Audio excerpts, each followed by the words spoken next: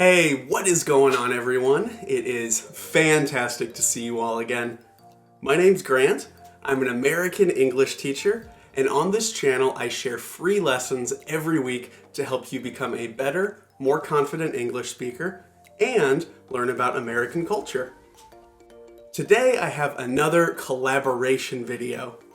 For this video, I am going to talk with another English teacher on YouTube named Chris. Chris is also an American, but he lives and teaches English in Spain. And he has a fantastic channel where he shares his own English lessons. Most of his videos are in Spanish and English, but he and I also made a video together on his channel, which is completely in English, and you should definitely check that out after watching this. For this video, Chris and I sat down and had a conversation about our hobbies. This will be great listening practice for you, and also I will explain a lot of the questions and phrases that Chris and I use so you can understand what they mean and use them in your own speaking. I'll play a section of our conversation so you listen to that, and then I will analyze a lot of what we said during that section. Let's check out the beginning of our conversation right now. All right, well, thank you so much for joining me, Chris. And thank you for recording this video a second time. We actually already did this, but we had some technical difficulties on my end, so my bad about that, man. And no problem. It happens. But before we get into the video, is there anything you want to share about your channel and what you do? Yeah, sure. Let me introduce myself. So my name is Chris Rollins. I am an English teacher. I'm from the United States, but I live here in Spain, and I've been here in Spain. I've been teaching in Spain for about 10 years now. I teach to, Spanish speakers, and so I'm intimately familiar with the problems that they have, the differences between English and Spanish, and what causes them difficulties. So on my channel, it's partially in English, partially in Spanish, because I help those Spanish speakers with those problems. I help them to learn the strategies about learning English to help them achieve their goals. Awesome. Sounds great, man. So if students want to learn more about your programs or possibly get in touch with you, is there a way they can do that? Definitely we've got the YouTube channel, but also we've got the blog, which is myenglishgoals.com, and on there there's contact forms. We have different things that we offer for free, like some downloadable PDFs, ebooks, and things like that to help people learn more English. And they can contact us. They can sign up for our mailing list and get lessons by mail. So yeah. Great, man. All right, guys. So I will link Chris's channel and his website in the description of this video. So check those out when you're done watching. Here are a few phrases you might not know from that introduction. I said, "my bad" about that man when I was talking about how we had to film the video twice. Technical difficulties on my end, so my bad about that, man. My bad as an idiom, it just means I'm sorry or it was my fault. So I'm basically saying, sorry about that, it was my fault. My bad about that, man. Then I said, before we get into the video, is there anything you want to share about your channel and what you do? Get into has several different definitions as a phrasal verb, but one of them is to begin or to start doing something. So I'm saying before we start the actual video. But before we get into the video, is there anything you want to share about your channel and what you do? And finally, I asked Chris if there's a way that students can get in touch with him. If students want to learn more about your programs or possibly get in touch with you, is there a way they can do that? To get in touch with a person, it means to begin communicating or talking with that person. So I was asking if students want to communicate or talk with Chris, is there a way for them to do that? If students want to learn more about your programs or possibly get in touch with you, is there a way they can do that? Here is part one. I will ask Chris questions about his hobbies. So, Chris, outside of teaching, what do you enjoy doing? Yeah, so I've got so many interests. When I was growing up, I had a hard time deciding what I wanted to do with my life because I loved music, I loved technology, I loved teaching, I loved all sorts of things, sports, everything. So I was having a hard time deciding what I wanted to be. In the end, I decided to do teaching, but I also studied programming because programming is, it's another very sought after field, and where a lot of jobs, and I enjoy it. Nice. So, how did you first become interested in programming? Yeah, when I was a kid, my grandpa got a computer that was I joke about it because my phone is like about 10 times more powerful than that original computer was, right? But it was something that amazed me, this technology and the things we could do on it. I started work playing around on it. I started building websites through there, and that people could, it was just amazing that I could build something that everyone else could see and could use, and that's where it started. Very cool. So, how did you learn programming? Did you take a course or did you just study on your own? I started with self study. I just looked online for how to do this, how to start, and I downloaded little tutorials, and then later on I found some courses to take, and and that helped as well. But all online, all self study. And I found some wonderful websites that some forums and websites like Stack Overflow that just they're you ask any question that you have and people will answer you and they'll help you out and you help them out, and it's such a wonderful community, and it's made learning much easier than you would think. So, Well, that's really impressive, man. It takes a self-motivated person to learn something so complicated online. Here are the three questions that I asked during this section. I said, outside of teaching, what do you enjoy doing? How did you first become interested in programming? And how did you learn programming? If the conversation kept going and I asked more questions, here are three possible questions that I could have asked. I could say, what websites or what apps have you created? What are you working on now? So, like, what sort of website and app are you developing right now? And why do you like programming? That first question, outside of teaching, what do you enjoy doing? So, Chris, outside of teaching, what do you enjoy doing? Outside of can be about a place. I am outside of the building, but it can also be about time. So, this is like saying, when you aren't teaching, outside of that time, during your free time or your spare time, what do you enjoy doing? So, Chris, outside of teaching, what do you enjoy doing? Chris said that he had a hard time deciding what he wanted to do with his life. yeah, so I've got so many interests. When I was growing up, I had a hard time deciding what I wanted to do.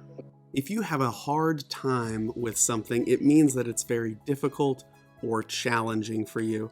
So he's saying it was difficult or challenging to decide which job I wanted.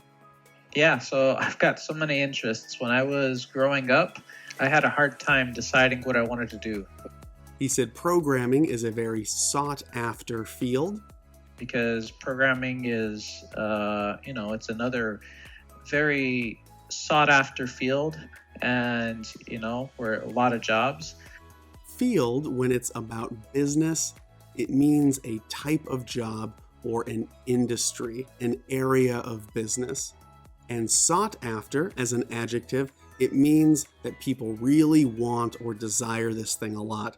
So programming skills are very sought after. Lots of companies really want to hire and work with good programmers. Because programming is, it's another very sought after field, and we're a lot of jobs.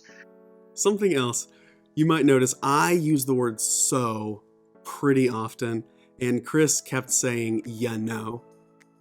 These words don't really mean anything. They're just filler words, such as or like. Nice. So, how did you first? All right, guys. So, I will link Chris's channel. I started with self-study. I just looked online for Different speakers sometimes have different filler words that they use. While you're listening, you can just ignore these words because they don't actually mean anything. Now, Chris will ask me questions about my hobbies. And tell me, Grant, what is something that you do outside of English teaching? So, when I was in high school, I actually was on my school's wrestling team, and I wrestled for 2 more years at a small college. But really beyond that, there's no real scene for adults to do wrestling in America.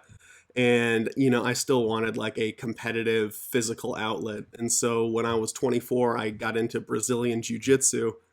I've done that for close to 4 years now, and I love it. It's an awesome hobby.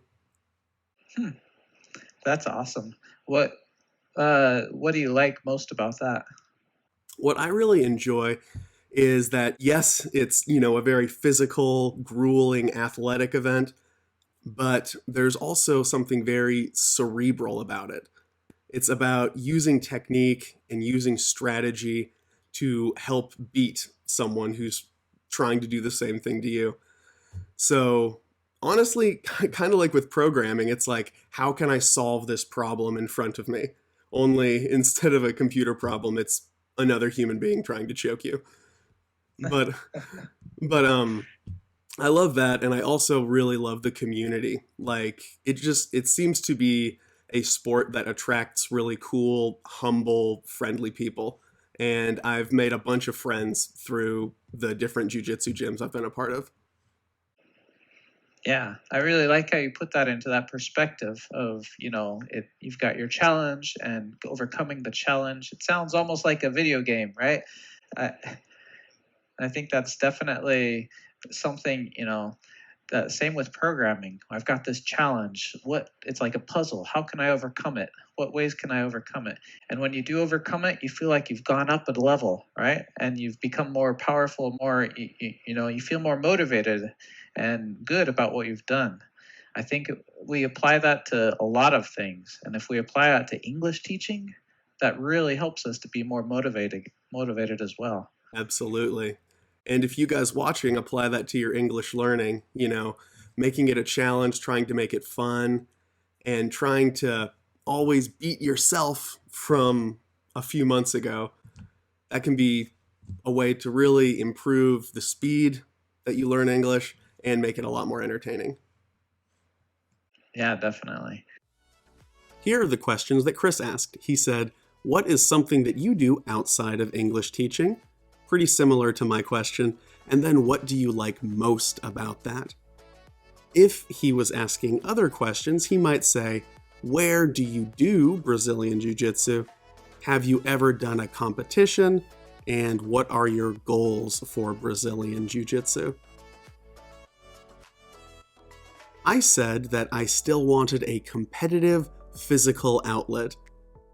And, I still wanted like a competitive physical outlet. First, competitive as an adjective, it means that something has a lot of competition. People really want to win. Physical, that is just about your physical body. And outlet means a way to share or a way to express your talent, skill, or emotion. For example, drawing is my creative outlet. It's a way for me to show my skill or my emotion. So, what my sentence means is that I wanted a difficult physical challenge where I can show or express my physical abilities. Really beyond that, there's no real scene for adults to do wrestling in America. And, I still wanted like a competitive physical outlet.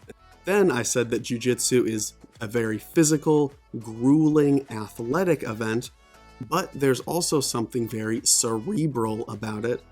Yes, it's, a very physical, grueling, athletic event, but there's also something very cerebral about it. Grueling as an adjective means extremely tiring. Athletic, that means related to sports or being an athlete. And cerebral, that means related to your mind and to your intelligence. So not physical. So my sentence means that it's a very tiring sport, but it also makes you use your brain and use your intelligence. Yes, it's, a very physical, grueling, athletic event, but there's also something very cerebral about it. Chris said, I really like how you put that in that perspective. Yeah, I really like how you put that into that perspective of, you've got your challenge and overcoming the challenge. And he's talking about how I compared jiu-jitsu to programming because they're both about solving problems. Perspective is like a person's viewpoint or way of examining and looking at something. So he's saying, I really like your opinion and I like your viewpoint about how jiu-jitsu and programming are both about solving problems. Yeah, I really like how you put that into that perspective of, you've got your challenge and overcoming the challenge. Later, he said, when you do overcome it, the challenge, you feel like you've gone up a level. And when you do overcome it, you feel like you've gone up a level, right? And you've become more powerful. Overcome just means to defeat or to solve something, usually a challenge or a problem in your life. And to go up a level just means to improve or to get better. So he's saying when you solve the problem or defeat the challenge in front of you, you feel like you improved. And when you do overcome it, you feel like you've gone up a level, right? And you've become more powerful. And I said how you should try to always beat yourself from a few months ago. And trying to always beat yourself from a few months ago. So I mean, with regards to your English ability, you should try to continually and always improve so that you're better now than you were a few months ago. And if you guys watching apply that to your English learning, making it a challenge, trying to make it fun, and trying to always beat yourself from a few months ago. All right, here's the final part of the video. All right, well, thank you so much for your time, Chris. I really appreciate it. Do you have any parting words for my students or any words of advice about learning English? Yeah, definitely. Just speak it. Speak it. I'm really trying to help students to speak more English because there are lots of listening resources. Reading is everywhere, right? But speaking is where people have the hardest time a lot of times. And, the more you speak, the more fun you can have, you can talk to people, you can sing with them, you can and as you use the vocabulary and the grammar that you learn in context, all of that becomes easier as well. It's a lot more effective than just studying grammar all the time, and a lot more fun. I 100% agree. Something that I try to tell my students is spend less time studying English and more time practicing and using English, for sure. All right, well, thanks again for your time, Chris. I really appreciate it. And also, guys, Chris and I did a video on his channel. So when you're done watching this, you should definitely go check that out as well. All right. Thanks, Chris. Great. Nice talking to you. Yep. Bye. See ya. You probably know the word part as a noun, but as a verb, it means something completely different. Do you have any parting words for my students or any words of advice about learning English? It means to leave or to separate. In this case, leaving means that the video is ending. So when I said, do you have any parting words for my students? It's like saying the video will end soon. Do you have anything else you want to say before we leave? Do you have any parting words for my students or any words of advice about learning English? And I said, I 100% agree. I 100% agree. 100% is all of something. So if you 100% agree, you completely and totally agree with something. It's a lot more effective than just studying grammar all the time, and a lot more fun. I 100% agree. Okay, that is all for this video. Thank you guys so much for watching. If you have any questions, you can drop them in the comments. Keep studying hard, and I will see you in the next video.